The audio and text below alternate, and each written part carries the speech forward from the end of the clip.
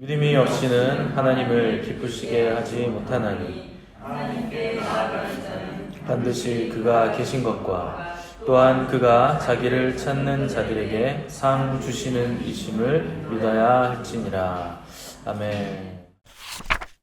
오늘은 믿음이란 무엇인가? 믿음이란 무엇인가? 라는 제목으로 우리 하나님 말씀 함께 나누도록 하겠습니다. 지금까지 우리가 살펴본 히브리서의 내용이 영원한 대제사장 되신 예수님의 우월성, 그것이 주제였다면 이제 오늘부터 우리가 보게 될 히브리서 11장은 믿음에 대해서 아주 자세하게 다루기 때문에 믿음장이라 이렇게 부르는 아주 유명한 성경의 한 장입니다. 10장 마지막 부분을 보시면 그러므로 나의 의는 믿음으로 말미암아 산다. 또 우리의 믿음은 영혼을 구원함에 이르는 믿음이다. 이렇게 하박국서의 내용을 인용해서 설명을 한 뒤에 바로 11장부터는 믿음에 대해서 자세하게 다루고 있는 겁니다. 그래서 우리가 히브리서 11장을 통해서 얻을 수 있는 유익은 믿음이란 도대체 뭔가, 그리고 이 믿음의 사람들이 살아가는 방법은 어떤 삶인가 하는 것들을 통해서 우리가 믿음의 진수를 배우게 될 것입니다. 마틴 루터가 중세 카톨릭 그 암흑기 때 종교 개혁을 일으켰는데 그때 세 가지의 아주 중요한 중심 주제가 있었는데 오직 성경, 오직 은혜, 또 하나가 오직 믿음입니다.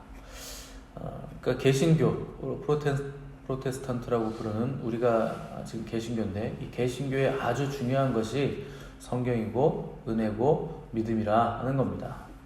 뭐 5개의 모토로 하면 예수 그리스도 이렇게 들어가기도 하는데, 근데 보통은 이제 3개, 은혜, 성경, 믿음, 이 3가지를 3대 솔라라 해서 종교개혁의 3대 모토라고 부르는 겁니다. 그러니까 이것만 봐도 기독교 신앙의 내용에 있어서 믿음이 얼마나 중요한가 하는 것을 우리가 잘 알 수 있는데, 그러면 먼저 믿음이 무엇인지를 자세히 살피는 것으로 히브리서 11장을 시작하는 것이 아주 좋은 접근법이 될 겁니다. 우리 성경을 뒤로 가셔서 에베소서 2장으로 한번 넘어가 보시겠습니다.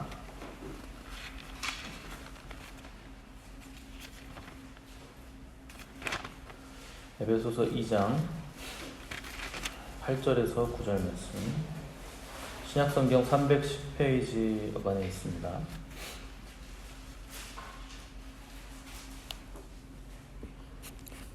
에베소서 2장 8절에서 9절 말씀.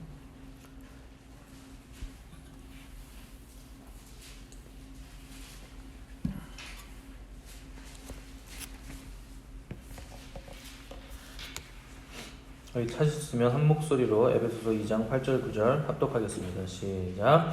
너희는 그 은혜에 의하여 믿음으로 말미암아 구원을 받았으니 이것은 너희에게서 난 것이 아니요 하나님의 선물이라. 행위에서 난 것이 아니니 누구든지 자랑하지 못하게 함이라. 아멘. 믿음에 대해서 사도 바울이 에베소서에서 이렇게 잘 설명을 해놨습니다. 이 구절을 통해서 우리가 알 수 있는 믿음에 대한 내용들이 있는데, 첫째, 믿음은 전적인 하나님의 은혜로 주어지는 것이다 하는 것을 우리가 알 수 있습니다. 이것이 너희에게서 난 것이 아니요 하나님의 선물이라. 믿음은 하나님의 선물인 겁니다. 내가 믿음을 가지고 싶다고 해서 믿음이 좋아지는 것이 절대 아니라 하는 뜻입니다. 요거를 모르면 가장 무서운 착각 중에 하나가 생기는 건데, 내가 잘 믿어야 믿음이 좋아진다 하는 착각을 사람들이 하게 됩니다. 내가 믿음을 만들 수 있다는 생각, 노력하면 믿음이 생긴다는 착각에서부터 신앙생활에 오해와 갈등이 이제 생겨나게 되는 겁니다. 믿음에 대한 첫 단추를 그런 식으로 깨면 결국 나도 모르게 하나님의 은혜보다 내 인간적인 방법이나 노력을 먼저 앞세우게 되고, 그러다 보면 믿음이 아주 이상한 방향으로 산으로 가는 믿음이 생기게 되는 겁니다. 이게 믿음인 줄 알고 끝까지 그걸 붙잡고 열심히 살았는데 나중에 보니까 인생 말년에 이 산이 아닌가벼 이렇게 되면 돌이킬 수 없겠죠. 그러니까 첫 단추, 믿음이란 뭔가 하는 것을 여러분 잘 시작을 해야 됩니다. 중세시대 어떤 사람들은 믿음을 가지기 위해서 자기 몸을 해롭게 하는 사람들이 있었습니다.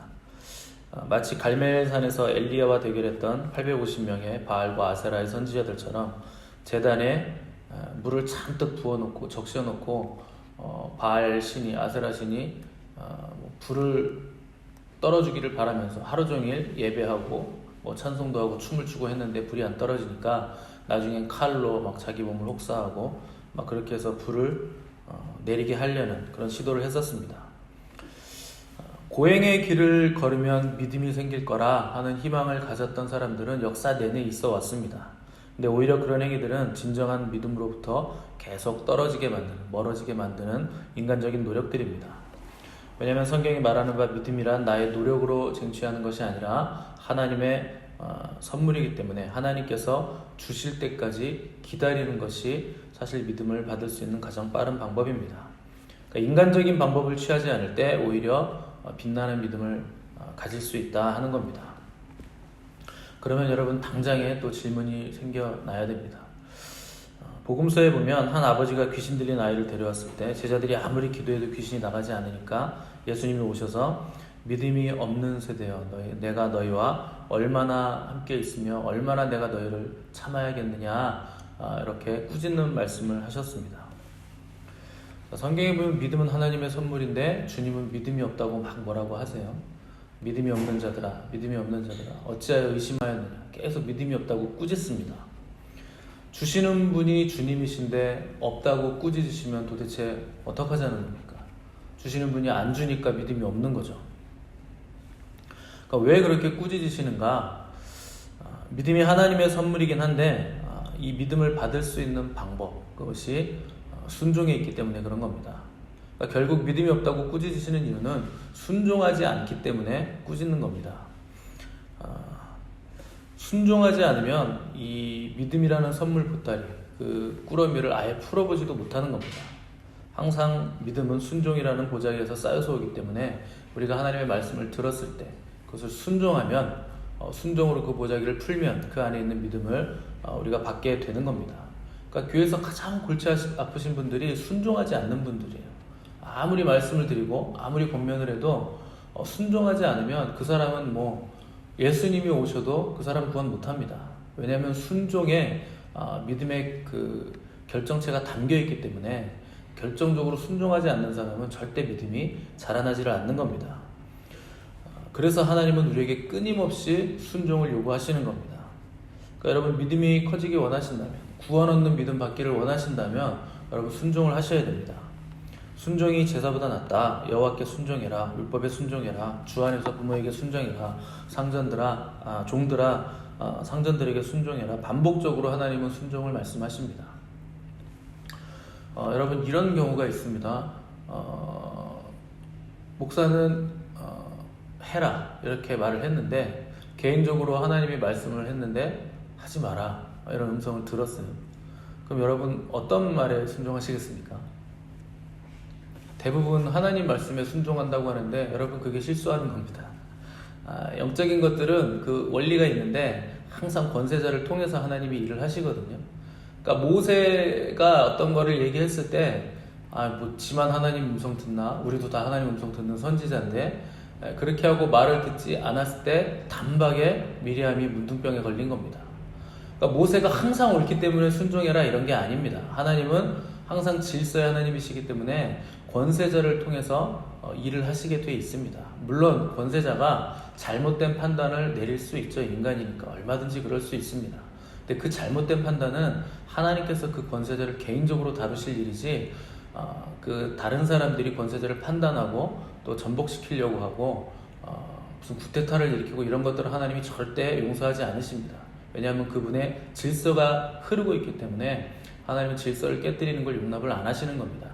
그러니까 여러분들이 기도할 것은 권세자가 항상 하나님과 가까이 있고 올바른 판단을 할 수 있도록 그리고 거룩할 수 있도록 기도하셔야 되는 것이고 또 내 생각과 또 내가 받은 그 감동과 권세자의 말이 일치하지 않을 때는 그래도 순종을 하셔야 되는 겁니다. 그때 하나님께서 선물을 주시는 것이지 여러분들이 잘났다고 목사님이 틀렸어요. 저 장로님 말 이상해. 이렇게 하고서 순종을 안 하시면 그때부터 여러분 잘못 나가는 겁니다. 아무도 수긍하지 않는 표정이신데 해보시면 압니다. 괜히 문득병 걸리지 마시고 순종에 빠르셔야 됩니다. 그래서 하나님이 뭐라 그러시냐면 순종이 제사보다 낫다. 제사가 예배거든요. 여러분 하나님께 예배 드리는 것보다 그냥 순종하시는 게 나은 겁니다. 이 말을 누구에게 했느냐? 사울 왕에게, 사무엘이 제사장이 한 겁니다. 그러니까 목회자가 왕에게 아무리 당신이 왕이어도 그렇지 어떻게 함부로 제사를 드리냐, 내가 도착할 때까지 7일을 기다리라고 했는데 왜 안 기다리고 함부로 하나님께 제사를 드리느냐, 이 말을 했을 때 순종이 제사보다 낫다 한 겁니다. 왜 하나님은 자꾸 순종을 요구하시는가? 부려먹으려고 그러시나? 우리 통해서 얼마나 많은 걸 얻으시려고 자꾸 순종하라 그러시나? 여러분, 만일 하나님이 우리에게 순종을 요구하실 때 우리를 부려먹어서 뭘 얻으려고 하시려고 그랬으면요, 여러분 사람만큼 일시키기 거추장스러운 존재가 없습니다. 하나님 입장에서. 그렇지 않습니까? 가진 거 쥐뿔도 없는데 자존심은 세고 하나님과 맞먹으려고 선악과까지 따먹은 존재가 사람이에요. 따먹지 말라고 하면 좀 들어 먹어야 되잖아요. 하나님 말씀하셨습니다. 근데 하나님과 방불한 자유의지 주어놨더니 얼핏하면 자기 멋대로 여기저기 들쑤시고 다니고 먹지 말라고 한 거 다 먹고 다니고, 그런 존재가 사람입니다. 뭘 시키기는 굉장히 불편한 존재가 사람이에요. 그러니까 부려먹기에는 천사가 훨씬 편하죠. 천사들은 거부가 없고 오직 순종만 있고 또 굉장히 빠르고 또 뭐든지 시키면 다 하는 존재가 천사니까. 근데 하나님은요, 사람을 지으실 때 천사와는 다르게 지으셨는데 하나님의 형상을 따라 지으셨습니다. 그러니까 완전히 다른 존재인 거예요, 천사하고. 우리는 지금 잠깐 동안은 천사보다 못한 존재지만 사실 우리가 천사보다 훨씬 존귀한 존재인 이유는 우리가 하나님의 형상으로 지음을 받았기 때문에 존귀한 존재인 겁니다. 그러니까 원래 목적은 우리는 하나님의 형상으로 지음을 받았기 때문에 끊임없이 하나님의 형상, 그분을 닮는 존재로 우리가 지음을 받아서 우리가 죄만 짓지 않았다면 계속적으로 성장을 했을 겁니다. 그런데 죄가 우리를 바닥까지 떨어뜨려서 우리를 망가뜨려 놓은 겁니다. 그러나 긍휼에 풍성하신 하나님의 사랑은 인간을 죄의 노예로 버려두지 않으시고 그분의 아들 예수 그리스도 안에서 다시 우리가 하나님의 형상을 회복할 수 있도록 그 새 생명을 허락해 주셨는데, 그 일이 어떻게 가능한가? 이 일이 믿음을 통해서 가능하도록 하나님께서 정해 놓으신 겁니다. 그래서 순종을 요구하시는 이유는 이 믿음을 가져서 우리가 다시 하나님의 형상을 회복할 수 있도록 열어 놓으신 겁니다.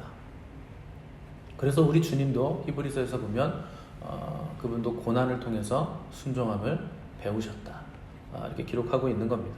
그러니까 하나님께 순종하는 법 배우지 못하면 믿음이 생기지 않는 것이고, 또 믿음이 생겼다 해도 지속적으로 순종하지 않으면 믿음이 자라나질 않게 됩니다. 그래서 여러분들 신앙생활의 정체가 왔다면 내가 어느 말씀에 순종하지 않았는가, 그 포인트를 찾으셔야 됩니다. 그래서 빨리 거기로 다시 돌아가셔서 거기서부터 다시 시작하시면 그때부터 다시 성장이 일어나게 되는 겁니다. 자, 두 번째로 이 에베소서의 말씀에 따르면 구원은 오직 믿음으로 받는 겁니다. 많은 사람들이 이 부분을 오해하는데 구원을 은혜로 받는다고 자꾸 얘기하시는데 천만의 말씀입니다. 은혜로 구원받는 거 절대 아닙니다. 믿음으로 받는 겁니다. 이 구절 잘 보시면 너희가 그 은혜로 인하여 믿음으로 말미암아 구원을 얻었나니. 그러니까 믿음으로 구원을 받은 것이지 은혜는 그 앞에 얘기입니다. 여기서 은혜가 왜 나온 거냐? 원래는 죄인들은요 싸그리 다 죽어야 맞는 겁니다. 하나님이 구원하실 이유가 전혀 없어요. 그러니까 다 죽어도 상관없습니다. 우리가 억울할 게 하나도 없는 이유는 죄의 삭은 사망이라는 것이 하나님의 법칙으로 정해진 것이기 때문에 그냥 하나님이 다 죽도록 놔두셔도 하나님은 아무런 책임이 없으십니다. 다 자기 죄에 의해서 자기가 죽게 되는 겁니다. 그런데 하나님이 그 중에 일부를 구원하시기로 작정하신 것 자체가 은혜라는 뜻입니다. 그러니까 무슨 공로가 있어서 우리가 구원을 받는 것이 아니고 하나님이 은혜를 주셔서 구원의 방편을 열어놓으셨다 하는 것이 은혜의 내용이지, 여러분 그것 우리가 하나님의 은혜 때문에 구원받는 건 아닙니다. 그러니까 구원의 방편을 열어놓으신 건 은혜다. 그 은혜로 말미암아 우리가 구원을 얻게 됐는데 어떻게 구원을 받는가? 믿음으로 말미암아 구원을 받게 됐다. 이게 정확한 해석입니다. 그러니까 은혜로 구원받는 게 아니고 믿음으로 말미암아 구원을 받는다. 어제 제가 또 교회를 왔는데 어제 간판을 달았거든요, 위에. 근데 뭐 몇 가지 부품이 필요해서 전기를 연결을 안 해놨는데 낮에 보시면 간판이 아주 양쪽으로 깨끗하게 달려 있을 겁니다. 그것 때문에 교회 왔는데 가려고 보니까 열쇠가 없어요. 그래서 제가 들어올 때 목양실에 창문 넘어서 들어갔거든요. 열쇠가 없으면 문이 열리지 않는 겁니다. 마찬가지로 구원에 있어서 결정적인 열쇠가 뭔가? 믿음입니다. 믿음이 없으면 구원의 문이 열리지 않습니다. 여러분, 구원은요 창문 넘어서 못 들어가요. 믿음이라는 열쇠가 있어야 됩니다. 그래서 예수님께서 이 땅에 병든 자들을 고쳐주셨을 때 항상 말씀하셨던 것이 믿음입니다. 네 믿음이 너를 구원하였다. 이 구원과 믿음이 계속 짝을 이루는 거예요. 내 믿음이 너를 구원했다. 믿음이 너를 낫게 했다. 믿음이 없는 자여 왜 의심하였느냐. 그들이 믿지 않는 고로 아무 이적도 행하시지 못했다. 결국 믿음은 이적도 일으키지 않고 구원도 일으키지 못하는 겁니다. 믿음이 없으면. 그러니까 하나님의 역사는 믿음이 있을 때 일어나고 구원도 믿음이 있을 때 받게 되는 겁니다. 그런데 이런 믿음은 우리가 가질 수 없고 하나님께로부터 온다 하는 것이 믿음의 첫 번째 원리였습니다. 그러면 하나님께로부터 받아야 되는데 어떻게 받는가? 순종을 통해 받는다. 여러분, 이 원리들을 반드시 기억을 하셔야 됩니다. 그러니까 누군가 우리 교회 안에 저 사람은 믿음이 정말 좋아, 큰 믿음을 가졌어, 이런 말을 듣는다면 그 사람은요 아주 혹독한 대가를 치른 사람이에요. 큰 순종을 한 겁니다. 그러니까 하나님이 큰 믿음을 주신 거예요. 대가를 치르지 않았는데 큰 믿음을 가지는 건 사실 불가능합니다. 사도 바울은 예수님 만난 이후로 평생 복음 때문에 죽음의 위기를 계속 넘어다녔거든요. 그 대가를 치른 겁니다. 또 제자들도, 예수님의 제자들도 순교하지 않은 사람이 거의 없습니다. 다 뭐 거꾸로 십자가에 매달리고, 베드로는 X자형 십자가에 매달려서 죽고, 또 뭐 끓는 가마솥에 들어가서 죽고, 어디 성전에서 떨어뜨려서 죽고, 결국 사도 바울도 로마 그 변방에서 칼에 의해서 목이 잘려서 죽고, 아무튼 뭐 별의별 방법으로, 잔인한 방법으로 다 순교를 당하게 됩니다. 여러분, 그게 대가를 지불한 겁니다. 초대교회 성도들도 심한 박해 속에서도 계속 믿음을 잃지 않았고, 다니엘도 기도하면 사자굴에 넣는다 그랬는데도 창문 3번 열고 기도를 하고, 이런 것들이 전부 다 순종입니다. 그래서 그 순종을 통해서 하나님께서 큰 믿음을 이 믿음의 영웅들에게 다 허락을 하셨는데, 왜 믿음의 영웅들인가? 대가를 치른 사람들이기 때문에 우리가 영웅들이라 이렇게 부르는 겁니다. 자, 세 번째로 믿음의 원리, 믿음을 가진 것이 절대 우리의 자랑이 될 수 없다 하는 것입니다. 왜 믿음은 자랑이 될 수 없는가? 그 믿음의 대상이 하나님이시기 때문에 그렇습니다. 하나님과 그분의 말씀이 우리 믿음의 대상이기 때문에. 그러니까 믿는다는 것보다 중요한 게 무엇을 믿는가 하는 믿음의 내용이거든요. 그러니까 우리가 뭘 믿는가? 우리의 믿는 바의 내용은 예수 그리스도, 우리 주님이십니다. 태초부터 계셨던 말씀이시고, 또 우리를 위해 하늘 영광을 버리고 성육신하셔서 십자가에 달려 죽기까지 순종하시므로 우리에게 구원을 주신, 또 자기를 내어주신 가장 아름다운 이름 예수 그리스도, 그분을 믿는 것이 우리 믿음의 내용입니다. 히브리서식으로 말한다면 우리의 사도이시며 믿는 도리이시며 대제사장이신 예수 그리스도의 영원하고 완전한 구원의 피로 말미암아 우리가 성소에 들어갈 담력을 얻었음을 믿는 것, 이것이 바로 히브리서식 믿음의 내용이 될 것입니다. 따라서 우리의 자랑은 믿는 우리가 아니라 이 믿는 내용, 우리의 사도이시며 대제사장이신 예수 그리스도, 그분이 우리의 자랑이라 하는 겁니다. 근데 자꾸만 신앙생활 하다 보면은 내가 자랑이 되는 경우가 굉장히 많습니다. 아니라고 여러분들은 생각하시겠지만 무의식적으로 은연중에 순간순간 우리가 자꾸 자랑이 되는데, 그게 바로 율법주의입니다. 율법주의는 율법을 지켜야만 구원을 받는다 하는 내용이지만, 그 이면에는 나 율법 이 정도로 잘 지켰어 하는 자랑이 있는 겁니다. 그게 바로 우리가 자랑이 되는 이유입니다.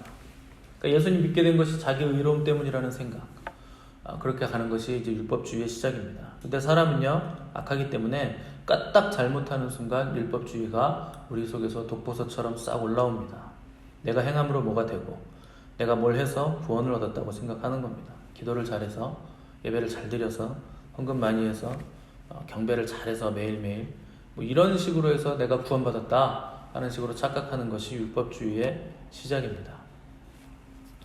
여러분들이 신앙생활 하시면서 지금 하는 모든 행위는요, 공로가 아니라 구원받았기 때문에 마땅히 하나님께 드려지는 반응입니다. 이유가 아니에요. 공로가 될 수 없는 겁니다. 구원받았기 때문에 감격해서 감사해서 하나님께 드려지는 것들입니다.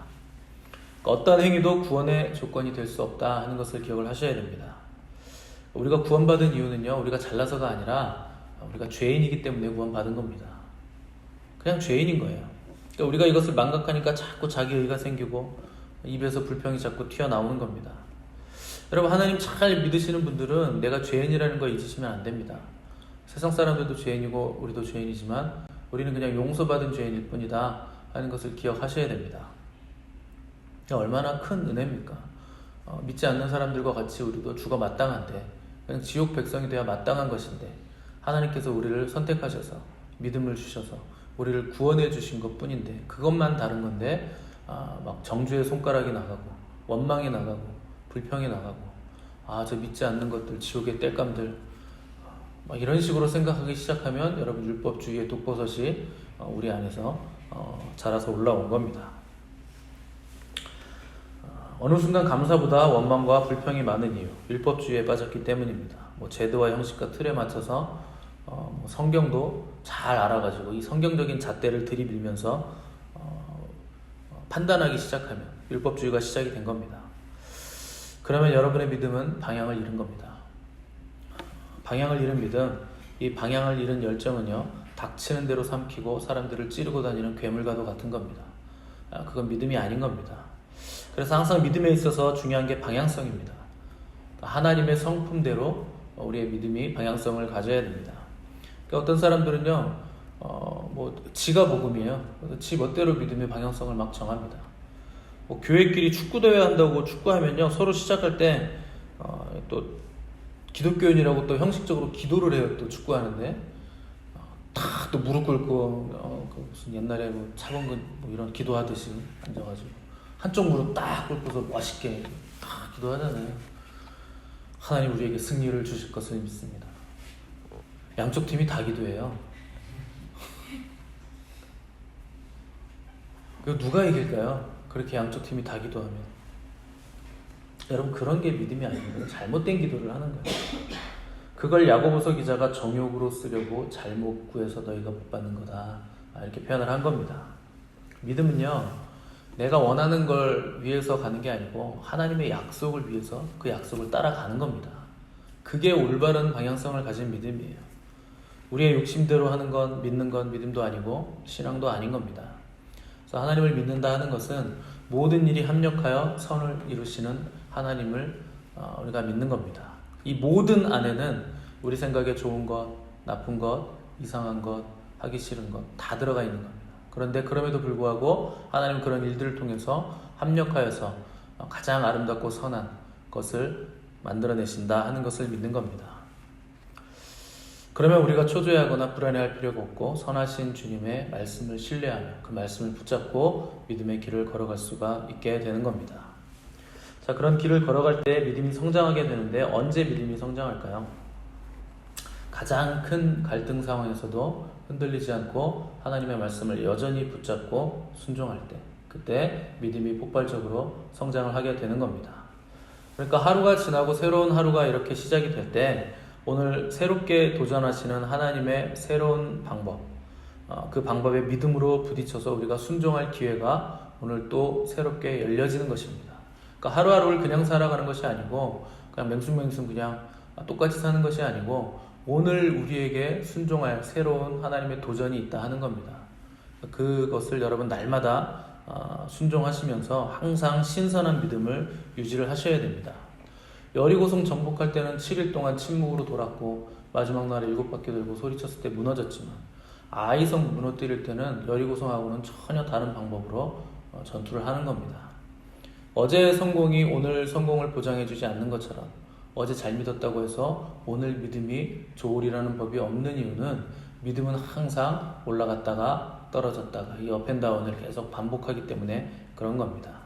그러니까 오늘 순종하셔야 오늘 우리의 믿음이 신선한 상태로 보관이 되는 겁니다. 그리고 믿음이 성장하게 되는 겁니다. 그래서 우리는 매일매일 새롭게 하나님을 의지하고 순종하는 발걸음이 쌓여서 결국 하나님을 기쁘시게 하는 믿음을 가질 수 있다 하는 겁니다.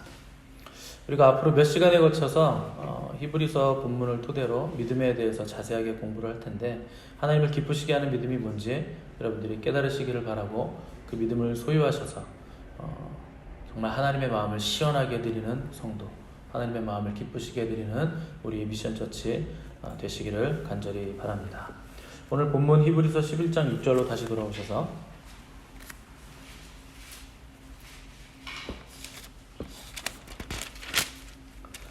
한 번 더 이 구절을 읽고 마치도록 하겠습니다. 11장 6절 시작.